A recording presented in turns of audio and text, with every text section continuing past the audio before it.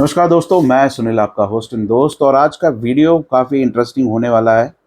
पता नहीं होगा कि नहीं होगा, लेकिन फिर भी काफ़ी इन्फॉर्मेटिव होने वाला है for those brands who think they are brands, और जिनको ऐसा लगता है कि वो एक दिन ब्रांड बन जाएंगे, या वो ब्रांड्स जो ऑलरेडी बहुत बड़ी ब्रांड्स हैं लेकिन फिर भी कहीं कहीं पे वो मिस्टेक्स कर रही है। अब ये मैं आपको क्यों बता रहा हूँ और कैसे बता रहा हूँ, बिकॉज जहाँ पे अभी मैं काम करता हूँ ब्राउन टेप टेक्नोलॉजीज में, वहाँ पे एक बिजनेस लाइन है जो अकाउंट मैनेजमेंट सर्विसेज प्रोवाइड करती है, जहाँ पे हम जो ब्रांड्स होती हैं बड़ी बड़ी, वहाँ उनके अकाउंट मैनेज करते हैं। ठीक है, तो साथ साथ कुछ एक्सपायरिंग ब्रांड्स भी आती हैं, नई ब्रांड्स भी आती हैं, और कुछ ब्रांड्स ऐसी आती हैं जिनको फटाफट सेल चाहिए। ठीक है, जब पूछने जाते हैं हम, तब वहाँ पे काफ़ी सारी चीज़ें जो होती हैं वो बहुत मिसिंग होती हैं, और कुछ ब्रांड्स ऐसी होती हैं जो हड़बड़ी में ऑनबोर्ड हो जाती हैं, लेकिन आगे का कुछ उनकी स्ट्रैटेजी नहीं होती है। तो आज ऐसी कौन सी 5 मिस्टेक्स हैं, 5 या फिर 5 ऐसे पॉइंट्स हैं जिसको काफ़ी ध्यान में रखना चाहिए जब भी आप कोई एक ब्रांड को डेवलप करना चाहते हैं,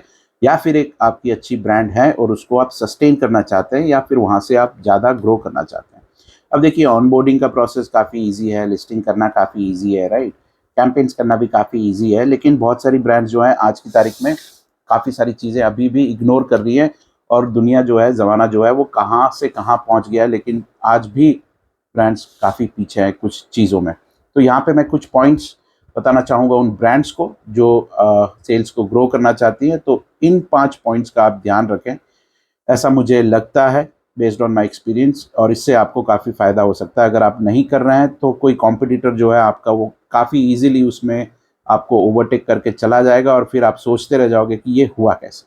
तो यहाँ पे मैं पहले पॉइंट की बात करता हूँ। तो सबसे ज़्यादा इंपॉर्टेंट चीज़ है जो मैं 5 साल से बोलता आ रहा हूँ, लेकिन अभी भी बहुत सारे लोग जो हैं वो इग्नोर करते हैं। वो बड़ी ब्रांड्स जो है वो यूट्यूब के वीडियोज़ भी शायद नहीं देखती होंगी, ये सोच के कि हमें क्या ज़रूरत है भाई। लेकिन सुन लो मेरी बात, ज़रूरत है। यहाँ पे सबसे कॉमन चीज़ जो है वो है क्रिएटिव्स। अगर आपकी क्रिएटिव्स नहीं है अच्छे मतलब मैं आपको एक सीधा सा एग्जांपल देता हूँ। अमेज़न में आज की तारीख में बहुत सारी ब्रांड्स, बहुत अच्छी-अच्छी ब्रांड्स आज आप देखोगे जाके, तो उनके वीडियोज़ नहीं है। ठीक है? मतलब ऑप्शंस अवेलेबल हैं, लेकिन वीडियोज़ नहीं है प्रोडक्ट्स के। उनके इमेजेस अभी भी वही घिसे-पिटे पुराने ज़माने के जो चलते आ रहे हैं, वैसे ही चलते आ रहे हैं, राइट? और उसके बाद जो है ब्रांड्स एक्सपेक्ट करती है कि सेल्स बढ़ाएँ। भैया पहले आप अपने इमेजेस प्रॉपर कर लो, ठीक है? इन्फोग्राफिक करो, काफ़ी अट्रैक्टिव करो, मॉडल्स डालो इमेजेस में, ठीक है? उससे भी इंस्पायर होते हैं लोग, फैक्ट है। और वीडियोज़ तो आज बहुत ट्रेंडिंग है। वीडियोज़ के बिना जो है वो आज मैसेज बड़ी ईज़िली कन्वे करना बहुत डिफ़िकल्ट हो जाता है। तो वीडियोज़ होना बहुत ज़रूरी है, चाहे आप मानो या ना मानो।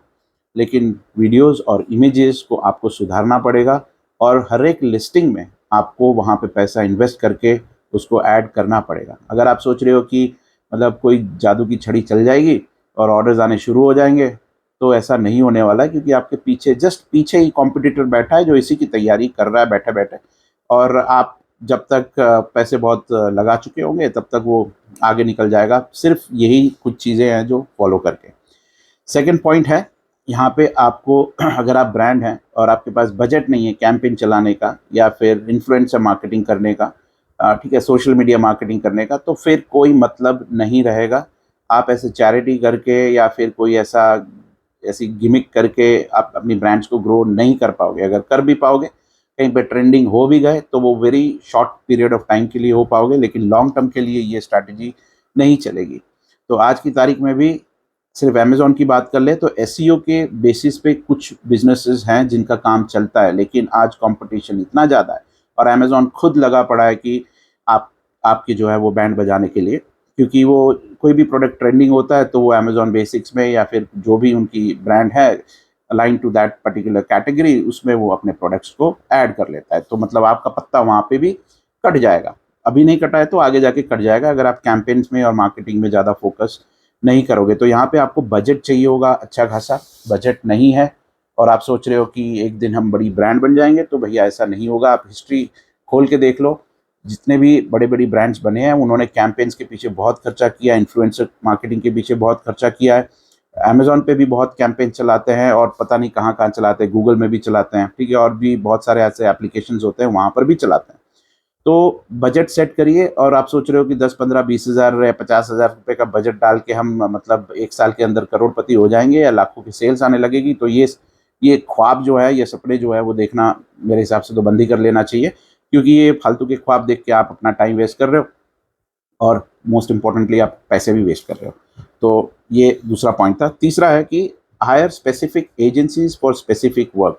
अब आप ब्रांड तो हो, लेकिन आप जब ब्रांड हो तो उसके नीचे बहुत सारे लोग जो हैं वो काम कर रहे होंगे, जिसकी एक्सपर्टीज़ नहीं होती काफ़ी सारी चीज़ों में।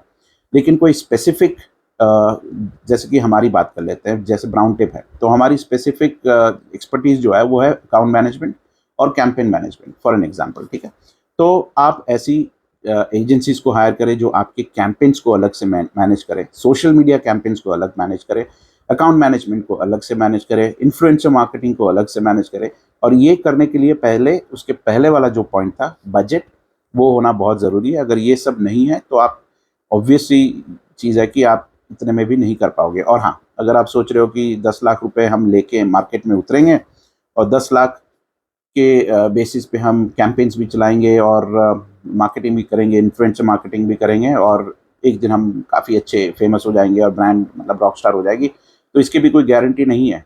हो सकता है कि आपका कोई एक स्ट्रैटेजी जो है वो काम कर गई, ठीक है, कोई एक स्ट्रैटेजी काम कर गई, लेकिन वो परमानेंटली काम नहीं करेगी, वो बहुत ही छोटे स्पैन ऑफ पीरियड के लिए काम करेगी, क्योंकि आपका कॉम्पिटिटर जो है आपको कंटिन्यूसली फॉलो कर रहा है और वो देख रहा है कि आप क्या कर रहे हो, ठीक है, और आप जो कर रहे हो वही चीज़ वो लोग भी करना शुरू कर देंगे। तो ये कंसिस्टेंटली आपको पैसे इस पर डालने पड़ेंगे। जनरली जो बड़ी कंपनीज होती हैं वो क्या करती हैं, जो भी रेवेन्यू जनरेट होता है उसका 20% या 30%, कोई कोई होते हैं जिसका मार्जिन बहुत ज़्यादा है, वो 50% इन्वेस्ट करते हैं रीमार्केटिंग के लिए, ठीक है। तो वो स्ट्रैटेजी आपको देखनी पड़ेगी कि आपका प्रॉफिट कितना है, वो प्रॉफिट में से आप कितना परसेंटेज जो है वो उसको रीमार्केटिंग के लिए यूज़ करोगे, तब तक जब को आपको कोई फंडिंग नहीं मिल जाती या फिर आपकी ब्रांड जो है वो एक्सपोनेंशियली ग्रो नहीं कर रहा है, राइट। तो ये चीज़ पे भी आपको बहुत ज़्यादा ध्यान रखना पड़ेगा। और एजेंसीज को हायर करिए। अगर आप ब्रांड है तो, इंडिविजुअल लेवल पे है तो ऑब्वियसली मैं सजेस्ट नहीं करूँगा, खुद ही करना बेटर है। But when you have a budget, go for a specific agency and take the maximum help from those agencies. उसके चौथा पॉइंट है यहाँ पे, एक्सपैंड ग्लोबली। अब बहुत सारी ब्रांड्स जो हमारे साथ भी एसोसिएटेड है और हम जहाँ पे देख रहे हैं अमेज़ॉन पे और फ्लिपकार्ट पे, मुझे पता नहीं क्यों, लेकिन उन लोगों को अभी भी शायद ये समझ में नहीं आ रहा है कि अब टाइम आ चुका है कि अब ग्लोबल लेवल पे भी उनको एक्सपैंड करना चाहिए, क्योंकि इंडिया की पॉपुलेशन है करीबन 1.5 बिलियन, ग्लोबल पॉपुलेशन है करीबन 8 बिलियन, ठीक है। अब आप समझ सकते हो Amazon.com से कितने लोग खरीदते होंगे। ऑफ कोर्स लोकल जो मार्केट प्लेसेस होते हैं वहाँ से भी खरीदते हैं, लेकिन अमेज़ॉन का एक, जो कह सकते हो कि आप, एक जो ट्रस्ट है वो ट्रस्ट लेवल काफ़ी ज़्यादा है, तो उसका भी एक फ़ायदा जो इंडिया की ब्रांड्स हैं वो ले सकती हैं। लेकिन यहाँ पे 95% ब्रांड्स, मैं कह सकता हूँ ऑलमोस्ट 99% ब्रांड्स ऐसी हैं जो ग्लोबल सेलिंग के ऊपर इनको बिल्कुल फोकस ही नहीं है, वो सिर्फ इंडिया में एक्सपैंड होना चाहती हैं। अगर आप एक बात और देखने जाएंगे तो ग्लोबल सेलिंग में आपको मार्जिन भी काफ़ी अच्छा मिलता है, भले ही उसमें शिपिंग चार्जेस थोड़े ज़्यादा हैं, कमीशन फ्लैट है 15% के आसपास अमेज़ॉन में, और बाकी कहीं पे तो और उससे भी कम है। तो शिपिंग का एक कॉस्ट ज़्यादा बढ़ जाता है, टैक्स बेनिफिट आपको मिल जाता है ग्लोबल सेलिंग में, वो एक एडवांटेज है। लेकिन फिर भी ब्रांड जो है फोकस नहीं कर रही हैं, और अगर सिर्फ ट्राई भी करें तो हो सकता है कि 10% का रेवेन्यू जो है उनका वहाँ से भी जनरेट होना शुरू हो जाए, बट एटलीस्ट ट्राई करना बहुत ज़रूरी है, क्योंकि इंडिया में ऑलरेडी इतना कंपटीशन है। ग्लोबल लेवल पे इंडिया के जो प्रोडक्ट्स हैं, कंपैरिजन अगर करने जाए प्राइस पॉइंट की, तो थोड़े सस्ते भी पड़ सकते हैं, ठीक है।